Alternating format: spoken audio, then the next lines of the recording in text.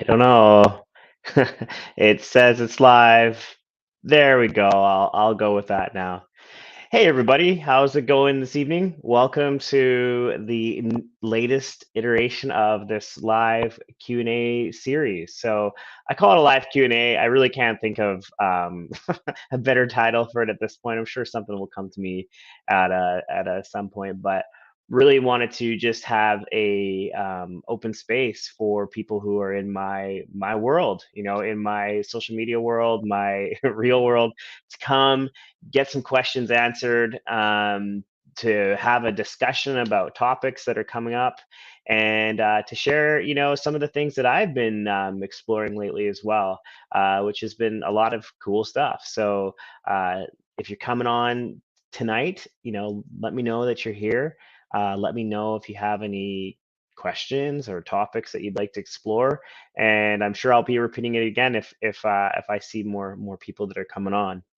I have committed to doing one video a week right now. I've been finding that things have been, decently busy these days, and there was quite a period of time where I really wasn't recording any video, and I like doing it. Sometimes, and there's nobody jumping on, it's a little dry. I don't like talking to myself for a half an hour, ish. But when there's more of an audience, more questions being asked, that type of thing, it's a little bit more enjoyable.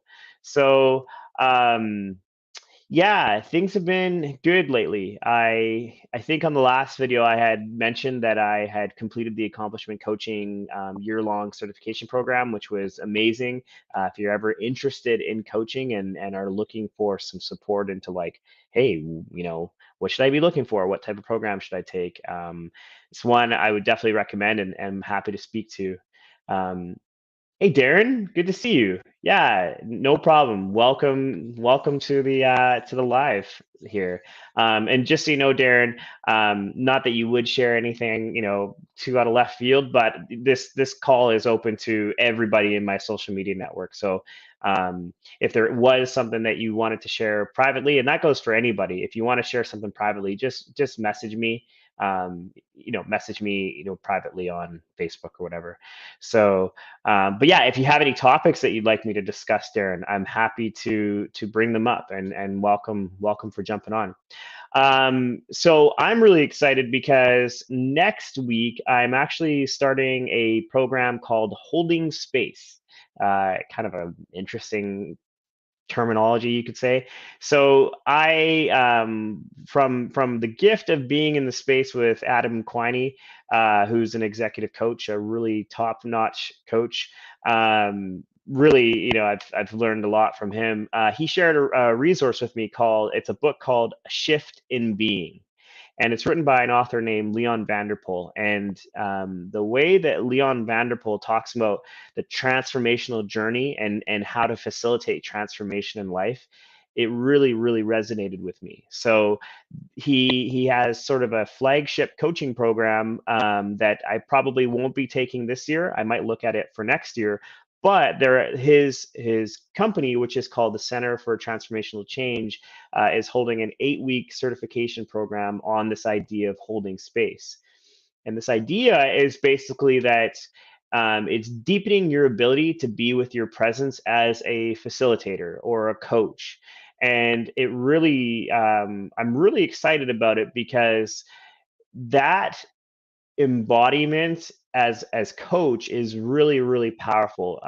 When you look at the ICF core competencies, so the ICF is the International Coach Federation, they have a list of competencies that you're working towards in a coaching conversation. The ones that this course is specifically focusing on is, I'm kind of going into the weeds here, but it's basically like evokes awareness. Do you support the client in creating their own awarenesses? Is there trust and presence in the space? And I can't think of the other one off the top of my head right now, but it's there. So this program is really about deepening that presence that I bring to the space as coach, creating almost like a real sacred space to be with the client. So I'm really looking forward to it. It's really exciting for me. to continue to on this journey of development as a coach and a human being. So if you are a coach, I'm pretty sure there's still room left in this program. It starts next Wednesday. Let me know. It'd be awesome to be able to pair up with somebody in that program as well, or get to experience it with somebody else.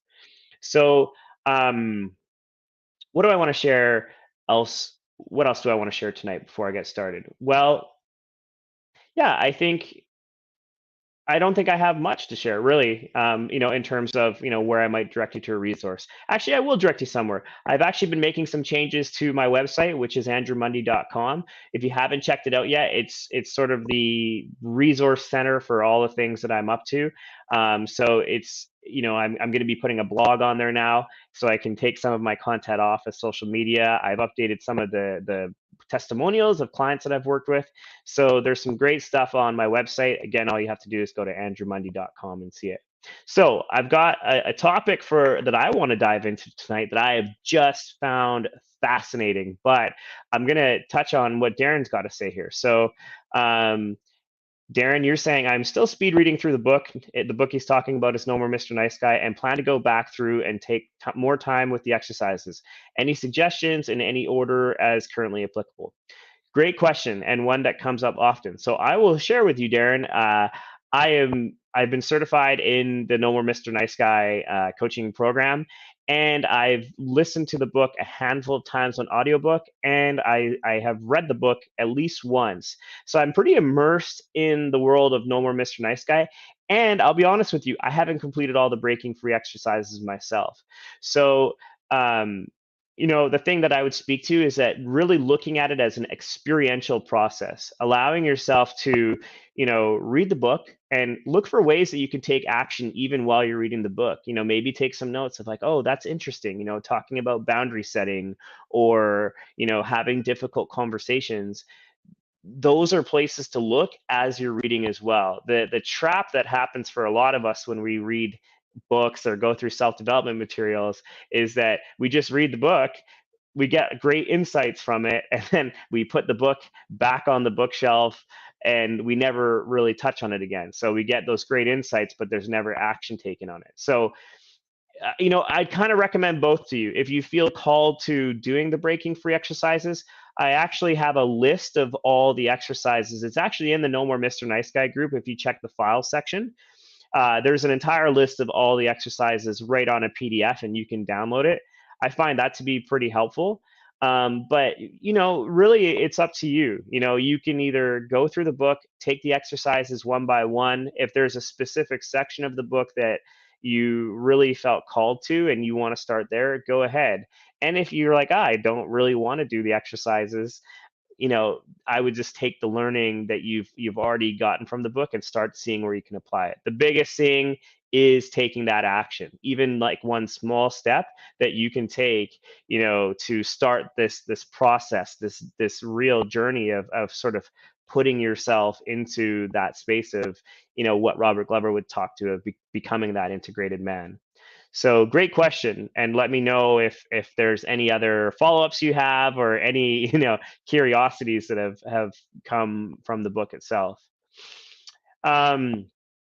So and again, I see we got a couple other people on here as well. If you have questions, things that you want me to touch on, please feel free as well. Keep it coming. It makes it much more fun, to speak on these things.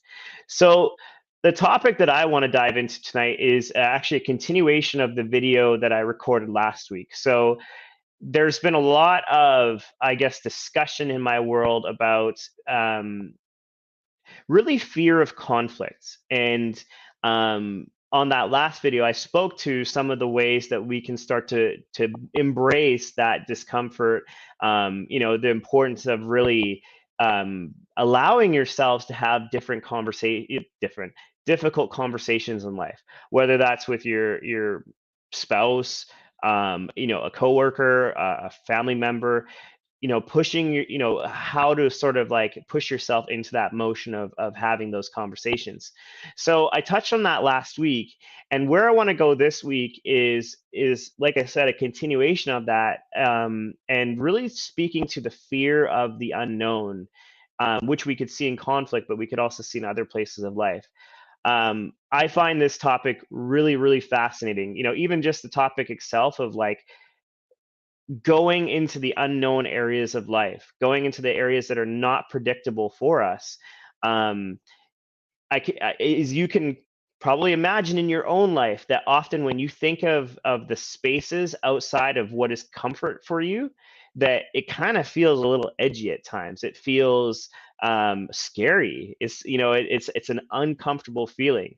So I want to talk about this fear of the unknown when it comes to conversations as a continuation from last week's video, and then I want to start diving into some of the pretty cool awarenesses I've had over the last week and really speaking about like what to do with all of this. So let's talk about this fear of the unknown. And I'm going to relate it to conflict, but as you can imagine, this shows up in other areas of life as well. So, you think about, again, sticking with that conversation around conflict, a lot of us, we have fear around it. We're like, I don't like having these direct conversations, which may cause anger or animosity or fear on the other side because I don't know how the conversation is going to go. So oftentimes, as a result of that, we kind of like sidestep the conversation, or we try and like there's many ways we can show up. I'm not going to speak for you, but I know for myself, I'll kind of like tone down the language. I'll be nice about it. I'll try and like figure the person out, like figure out, oh, like how does this person react if I maybe poke them a little bit? Or, another one of the flavors that shows up for me is like I'll be passive aggressive a little bit, right? Like instead of saying the direct thing to the person or being with the conflict, I'll be snarky or say something, to aggravate the person, but not, pretend like it's not, I don't know, like just I'm sure you get that feeling of like just sort of that passive aggressiveness, and then sort of like backing away from the conversation. So I'd love to hear from you guys. What are some of the ways where how you act when you avoid conflict? How does that show up for you? And I'd also love to hear like what situations in your life are places that you are avoiding conflict yourself. So, looping back to that fear of the unknown, this can show up in a number of ways, right? I'll think about my life right now. Um, so, even one right now, I can even say the fear of the unknown of like, getting in shape sounds weird, but like that's one where it's like I'm almost like, for me, in fear of like the discomfort of that, right? So like that's sort of one place that I'm thinking about like right now in the moment, but like this can show up in other places. I've had a conflict with a family member, not necessarily a fear, but like animosity there, right? And so it shows up in so many ways, even in coaching conversations. There's places where lately I've been really testing the boundaries of like pushing past some of that potential fear that comes up, or saying the thing that I want to say. Somebody said, "Hi, Andrew," in the comments. I actually don't see your name, so I'd love it if you could just type your name into the comments. Being that we're on this platform here, sometimes if you don't click the StreamYard thing, it doesn't allow me to see everybody's name. Um, Coming back, so again, we can see that fear can show up in so many ways. Think about even like last year with COVID, there was a lot of fear of the unknown, right? A lot of hesitancy. I know for myself, I wasn't traveling to other places, looking at the news media of some of the some of the issues with getting like pre-screening tests and all the different like standards around stuff like that. That was kind of a fear of the unknown that showed up for me, and so as a result, we haven't left Canada for the last 2 years. Hey Joe, good to see you. Thanks for jumping on. So I think I've kind of hit this point, but I mean, if you reflect on your own life, I can imagine that there's fear of the unknown that shows up for you. And again, if we're specifically looking at conflict, um, this is a pretty heavy topic. Like this is a topic that shows up for a lot of people. So I, I I love the topic of the comfort zone and being in the space of the unknown because there's so much to dive into. So most of us, all of us, we have a comfort zone. We have a place where we have our predictable behaviors. We know how certain conversations are going to go, and it's a very comforting place to be. We don't have to sort of shift the dynamic. It stays very normal for us. So as a result, um, we don't often move outside of our comfort zone unless we're propelled forward by something. Oftentimes when I'm having conversations with men, they speak to like how fearful they are of conflict with a spouse, or asking something of their boss, because for so long it's been this place that they've lived in comfort, that even the thought of doing something different creates those feelings. Let me know if that kind of resonates with you. And so, and another great place to look as well is like where, you notice that we all have different levels of comfort. Some of us, we are able to do things that we find comfortable, that others are like, heck no, I don't want to do that. Even a space like this, like sharing a live video, for me, it's become relatively comfortable over the last couple of years. I probably still talk a little fast, but for the most part, I feel like I can do it. But for some people, they're like, oh my God, like doing a live video in front of an audience, like no way, that's the last thing I want to do. Another one kind of similar is public speaking. So it's funny, right? Like, so for me, doing a Facebook Live right now, it's not really that big of a deal. But if I was to go speak in front of an audience, I haven't done that for a long time. So that would drive up those feelings of discomfort, whereas for somebody else that would be pretty, it might be normal for them, right? So really interesting place to explore. Take a little breather here for a second. Man, I'm talking fast today. So here is the real craziness about this, is that space of the unknown, that place where we have fear to go, that is often the space of transformation. That is often the space of where life outside of the predictable gets created. And a great phrase that's come from my experience of accomplishment coaching is that basically being in the unknown is where the possibility of our lives lives. It's the space that, if we truly want to create a life by design, we have to be willing to play in that space.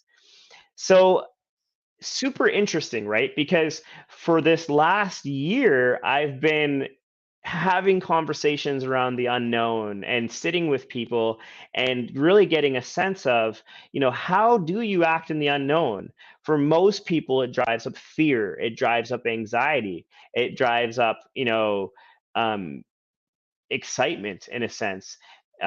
Probably excitement in the wrong way. And then for the very few people, you notice that like they are okay in the unknown. They're excited, but they're calm. And so it's really fascinating to see how we all relate to this space of the unknown.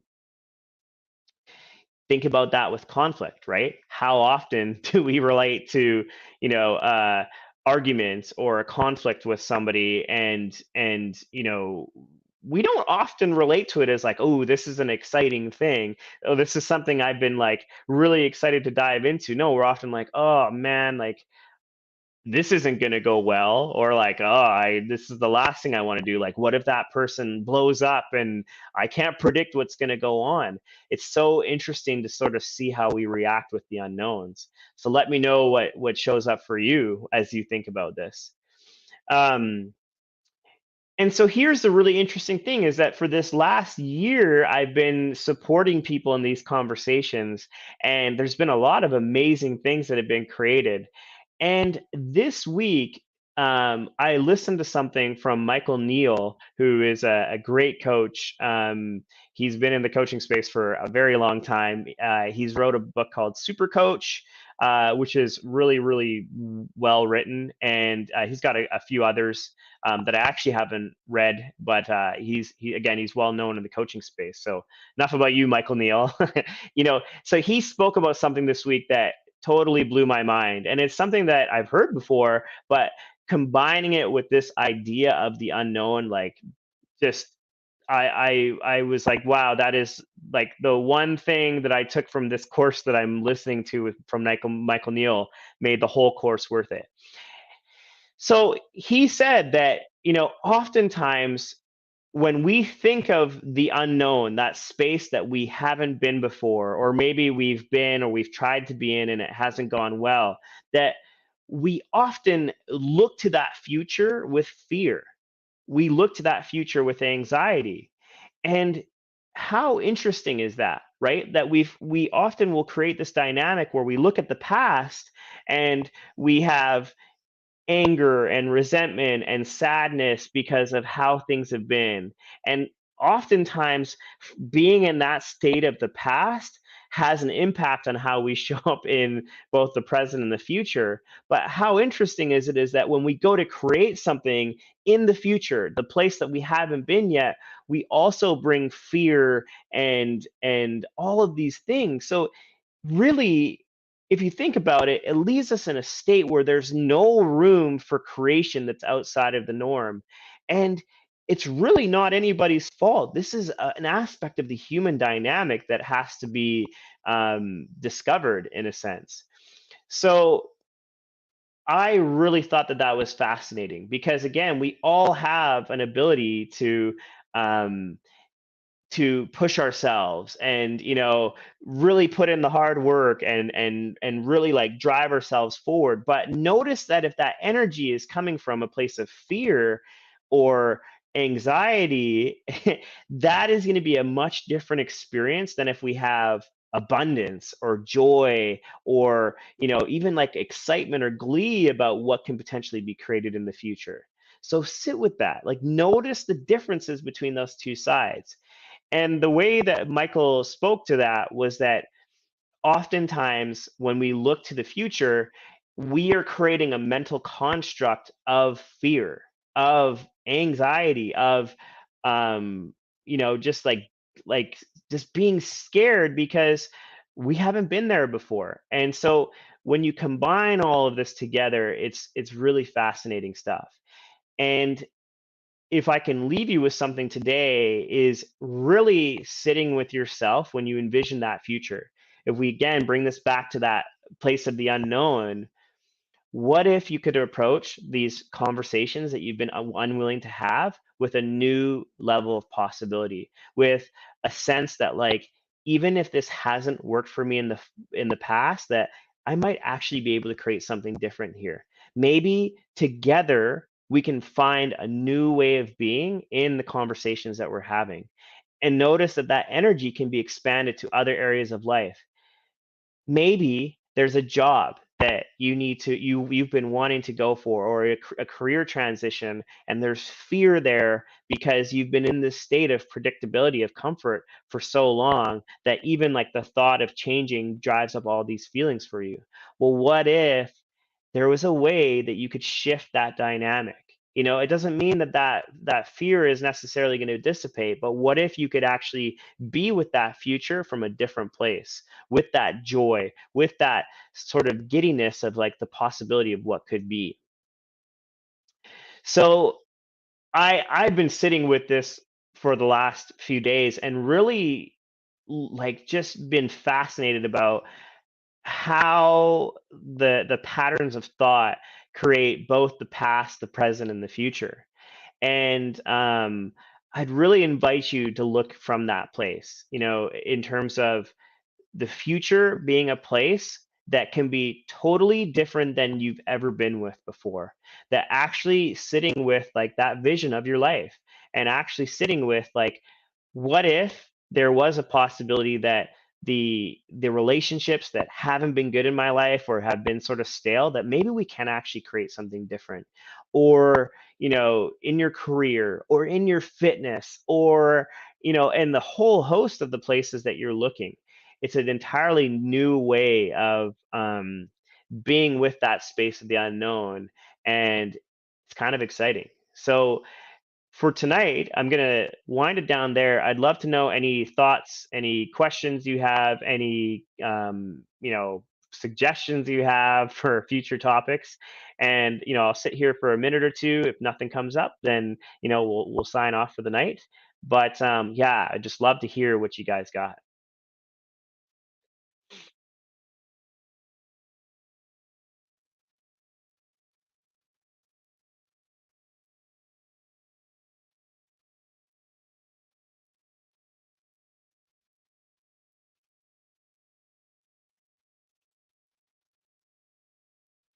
Let's see. Okay. Nothing for now. Hopefully you guys are, in just bewilderment over what I shared. But yeah, really, if you've made it this far in the video tonight, really think about this topic, because it's truly life changing. And it's definitely stuff that I'll be speaking more to in the future. Darren. Thanks, brother. Thanks for sharing. So, Darren, you said, I changed careers 15 years ago and remember moving out of my comfort zone to the point that I almost decided not to. Now that I've done it, no more fear for new jobs. Yeah, congratulations, even 15 years later.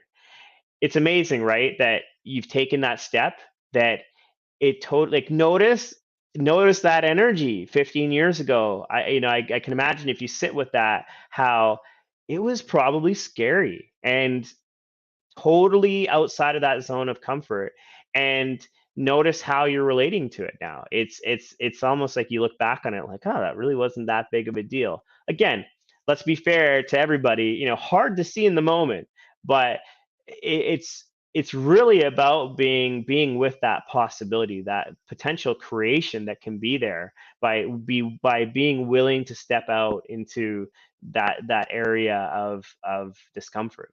So thanks for the share, by the way, Darren. So I'm going to wind us down here tonight. Take this stuff with you, and these are great conversations to have with people that you trust. People that are on this journey with you. I really would just love it, to hear more of what you're taking away from this conversation, and possibly who you might be able to share it with in your own lives. So I'm going to wrap us up here for tonight. Thanks so much, Darren, and thanks so much, Joe, for jumping on. And again, if you are interested to see more of what I'm up to, please feel free to check out my website. It's andrewmundy.com. I'm going to be getting a blog up there pretty soon, and just sort of refreshing some of the content on that website. So I'd love for you to check it out. And again, thanks so much for everybody jumping on, and for those of you who watch this on the replay at another time. All right. Have a great rest of your evening, and bye for now.